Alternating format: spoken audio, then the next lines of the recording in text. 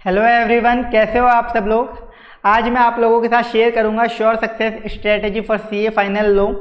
जो आपका लॉ का पेपर है इसका अपन आज डिटेल्ड एबीसी एनालिसिस करेंगे। एग्जाम ओरिएंटेड एनालिसिस होगा ये कम्प्लीटली कि एग्जाम ओरिएंटेड आपको लॉ में क्या क्या टॉपिक्स को प्रायोरिटी देनी चाहिए, कौन कौन से टॉपिक्स ऐसे हैं जिनको अगर आप पढ़ लोगे तो आप एग्जामिशन ला सकते हो। तो अपन उन टॉपिक्स की बात करेंगे कैटेगरी ए में। अगर सिर्फ आपने सिर्फ उन गिने चुने टॉपिक्स को भी पढ़ लिया तो आपकी एग्जामिशन आ जाए। ये जो एनालिसिस है ये न्यू कोर्स और ओल्ड कोर्स दोनों के लिए होने वाला है। तो पेपर नंबर 4 लॉ इसका अपन अब एनालिसिस करते हैं। इसका एनालिसिस कॉमन ही है न्यू कोर्स और ओल्ड कोर्स। जहाँ थोड़े बहुत डिफरेंसेस होंगे वो मैं बताता जाऊंगा। कॉमनली ये न्यू कोर्स के अकॉर्डिंग मैं बता रहा हूँ और जहाँ ओल्ड कोर्स के अकॉर्डिंग कोई चैप्टर हटाना होगा वो मैं आपको उस अकॉर्डिंग बता दूंगा। तो category a most important topics हैं। देखो अब आपका जो लॉ का पेपर होता है इसमें दो तरीके के एक्ट्स हैं। एक तो कंपनीज एक्ट है और उसके बाद कंपनीज एक्ट के बाद आपके अदर एक्ट्स हैं जिसको आप इकोनॉमिक लॉज बोलो या एलाइड लॉज बोलो। ओल्ड कोर्स में एलाइड लॉज बोला गया है और न्यू कोर्स में इकोनॉमिक लॉज बोला गया है। तो ये दोनों मिला के आपका 100 मार्क्स का पेपर आता है जिसमें आपका 70% जो पेपर होता है वो डेस्क्रिप्टिव होता है, 30% आपका एमसीक्यू बेस्ड पेपर होता है। तो अब आपको क्या क्या टॉपिक्स पढ़ने हैं पूरा पेपर रेडी करने के लिए उस अकॉर्डिंग मैं आपको बताने जा रहा हूँ। तो सबसे पहले कैटेगरी ए में कंपनीज एक्ट के 4 चैप्टर आते हैं। कंपनीज एक्ट के 4 चैप्टर हैं। Appointment and qualification of directors, meetings of board and appointment and remuneration of managerial personal. ये 3 चैप्टर आते हैं आपके सबसे पहले कंपनीज एक्ट के। तो ये जो 3 चैप्टर है ना, ये तीनों चैप्टर डायरेक्टर्स के चैप्टर के नाम से बहुत फेमस हैं। सभी का अपने लॉ में जो भी स्टूडेंट पढ़ता है उसको सबसे पहले यही चैप्टर पढ़ाए जाते हैं। उसको भी पता है कि यही चैप्टर एग्जाम में पूछे जाते हैं मेजरली। तो ये 3 चैप्टर डायरेक्टर के चैप्टर के नाम से फेमस हैं। तो ये 3 चैप्टर आपको करने हैं। इसके बाद है इंक्वायरी एंड इन्वेस्टिगेशन। मतलब ये टोटल 4 चैप्टर हो जाते हैं कंपनीज एक्ट के। ये चारों चैप्टर अगर आप कर लेते हो तो ये 40 मार्क्स का वेटेज रखते हैं, इंक्लूडिंग एमसीक्यू की बात कर रहा हूँ मैं।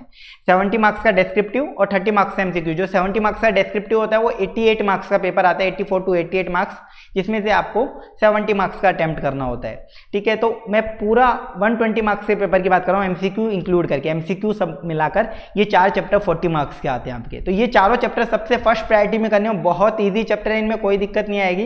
ये सबसे फर्स्ट प्रायोरिटी में आपको करने हैं। देन कैटेगरी ए में अदर एक्ट्स की बात करते हैं। ये तो थी कंपनीज एक्ट की बात। अदर एक्ट्स कैटेगरी ए में जो आते हैं वो है इस्क्रा, एफसीआरए, पीएमएलए, सरफेसी और आईबीसी। ये 40 मार्क्स के आते हैं। इस्क्रा, एफसीआरए, पीएमएलए, सरफेसी, आईबीसी, जिसमें से आपका अगर अपन देखें पीएमएलए, एफसीआरए, सरफेसी बहुत छोटे छोटे चैप्टर्स हैं और आईबीसी और इस्क्रा थोड़े से लेंथी हैं, लेकिन ये सारे मिलाकर 40 मार्क्स के रहते हैं। ये अदर एक्ट्स जो आपको 5 एक्ट लिखे हैं मैंने, ये सारे मिलाकर 40 मार्क्स के रहते हैं। और इस तरीके से ये कैटेगरी ए बन गया 80 मार्क्स का। मतलब सिंपल सा कैटेगरी ए में मैंने आपको बताया कंपनीज एक्ट के 4 चैप्टर और अदर एक्ट्स मैंने आपको बताया 5। ये अगर आपने कर लिए तो 80 मार्क्स का आपका पेपर रेडी हो जाएगा, इंक्लूडिंग एमसीक्यू बात कर रहा हूँ मैं। ठीक है, पूरा टोटल पेपर इंक्लूडिंग एमसीक्यू ये आपका 80 मार्क्स का पेपर रेडी हो जाता है। ओल्ड कोर्स वालों के लिए एफसीआरए एक्ट नहीं है तो ओल्ड कोर्स में नहीं करना। ठीक है, ओल्ड कोर्स में एफसीआरए नहीं है, बाकी पूरा का पूरा कैटेगरी ए सेम रहेगा। तो ये है कैटेगरी ए आपका लॉ के लिए, जिसमें सबसे पहले कंपनीज एक्ट के 4 chapter director, appointment and qualification of director, meeting of board, appointment and remuneration of managerial personal और इंक्वायरी एंड इन्वेस्टिगेशन, ये 40 मार्क्स के। देन अदर एक्ट्स में इस्क्रा, एफसीआरए, पीएमएलए, सरफेसी और आईबीसी, ये 40 मार्क्स के। इसमें भी देखो कुछ स्टूडेंट्स के पास चॉइस हो सकती है कि उनको लगे कि यार ये भी थोड़े ज़्यादा हो रहे हैं, तो आप लोग क्या कर लो, पीएमएलए छोटा सा ये कर लो, सरफेसी कर लो और एक आईबीसी करके चले जाओ। एटलीस्ट ये 3 तो कर लो। ये भी आपके 25 मार्क्स के अराउंड वेटेज रखते हैं। ये 3 भी 25 मार्क्स के अराउंड वेटेज रखते हैं। बाकी ये 5 कर लोगे तो 40 मार्क्स का ये, तो 40 + 40 80 मार्क्स आपका पेपर यहाँ से रेडी हो जाएगा लॉ का। तो कैटेगरी ए के चैप्टर अगर आप कर लोगे तो आप लॉ में इजीली एग्जामिशन ला सकते हो। पढ़ना कैसे है लॉ को? पढ़ने के लिए आप लोगों को आईसीएआई के स्टडी मटेरियल में से प्रोविजन पढ़ने हैं। स्टडी मटेरियल में प्रोविजन में कीवर्ड हाईलाइट करके याद करो। एज इट इज रटने की रिक्वायरमेंट होती नहीं है लॉ में। लॉ में आपको प्रोविजन समझ में आना चाहिए। अच्छा ये प्रोविजन ऐसा बोल रहा है, एक इंडिपेंडेंट डायरेक्टर में ये क्वालिफिकेशंस होनी चाहिए। बस इस तरीके से याद करना है ताकि केस स्टडी में आप प्रोविजन के बेस पर आंसर दे पाओ। प्रोविजन लिखो और आंसर दे पाओ। एज इट इज कीवर्ड रटने की रिक्वायरमेंट नहीं है, कीवर्ड आपको पता होना चाहिए क्या है, मतलब बोलना क्या चाह रहा है प्रोविजन। इसके बाद अगर आपको आईसीएआई के एसएम से पढ़ना है वहाँ से पढ़ो, आप किसी दूसरे ऑथर की बुक से पढ़ रहे हो तो वहाँ से पढ़ लो, कोई ज़्यादा इसमें खास फर्क पड़ेगा नहीं। दूसरी चीज़ सेक्शन नंबर याद करने की कोई रिक्वायरमेंट नहीं है। आईसीएआई का जो मार्किंग पैटर्न होता है उसमें कोई मार्क्स नहीं होते सेक्शन नंबर के। देन क्वेश्चन की प्रैक्टिस कैसे करनी है? न्यू कोर्स में आपको लॉ के अंदर क्वेश्चन के लिए आईसीएआई के स्टडी मटेरियल के सारे क्वेश्चन करने हैं। देन आपको पास्ट आरटीपीज और पास्ट एग्जाम के क्वेश्चन करने हैं, May 18 से लेकर अभी तक के न्यू कोर्स में। और ओल्ड कोर्स में ICAI ने अपनी साइट पे एडिशनल क्वेश्चन डाल रखे हैं, वो करने हैं आपको, पास्ट RTPs के क्वेश्चन करने हैं। वो एक साथ और बता दूंगा मैं क्वेश्चंस और प्रोविजंस कहाँ से पढ़ने हैं। अभी अपन कैटेगरी ए चैप्टर की बात कर लेते हैं। ये कैटेगरी ए हो गया।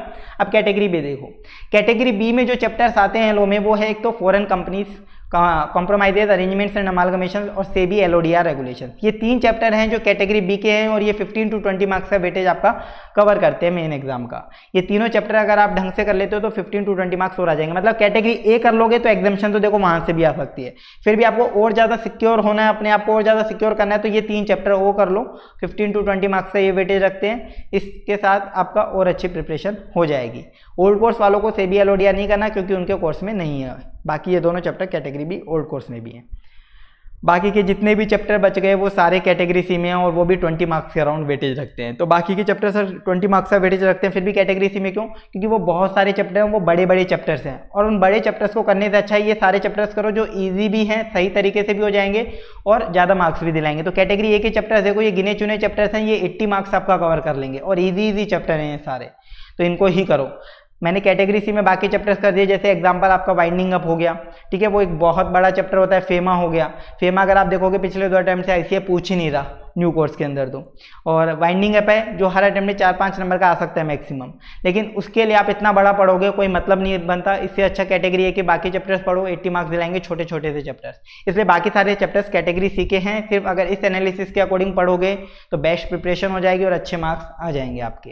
क्योंकि यहाँ पर अपने जो CA का एग्जाम होता है इसमें अपने को हार्ड वर्क के साथ स्मार्ट स्टडी भी करनी होती है और हमने हमारी पढ़ाई के टाइम पर भी सेम ऐसे ही प्रोसीजर बनाकर पढ़ाई करी थी। तो अगर आप भी ऐसे ही करोगे तो आप इजीली अपना टारगेट अचीव कर पाओगे, रैंक पास होना जो भी आपका टारगेट है। अब आपको लो में बुक्स क्या क्या रेफर करनी है, देखो आपको कंसेप्ट पढ़ने हैं ICAI के स्टडी मटेरियल में जो कि प्रोविजंस है कीवर्ड्स लगाकर, या फिर आप किसी भी ऑथर की बुक से पढ़ लो। क्वेश्चंस कहाँ से करने हैं, ICAI के स्टडी मटेरियल के क्वेश्चंस करने हैं, पास्ट RTP और पास्ट एग्जाम के क्वेश्चंस वो करने हैं मई 18 से लेकर अभी तक के। ICAI के SM के क्वेश्चंस और पास्ट RTPs और एग्जाम मई 18 से लेकर अभी तक के सारे क्वेश्चंस और करने हैं। ओल्ड कोर्स वाले स्टूडेंट हैं तो ICAI ने अपनी साइट पर एडिशनल क्वेश्चन करके डाले हुए हैं, वो और कर लेना आप लोग। ओल्ड कोर्स वाले एडिशनल क्वेश्चन ICAI ने अपनी साइट पर डाले हैं लो के अंदर प्रैक्टिस के लिए, वो कर लेना। न्यू कोर्स वालों को वो करने की जरूरत नहीं क्योंकि वो ऑलरेडी न्यू कोर्स के स्टडी मटेरियल में इनकॉर्पोरेटेड है। MCQs के लिए क्या करें, MCQs का बहुत बच्चों को डाउट रहता है कि MCQs कैसे प्रिपेयर करें। तो लो में आपको MCQs कुछ अलग से प्रिपेयर नहीं करना, किसी भी सब्जेक्ट में MCQs के लिए अलग से कुछ नहीं करना।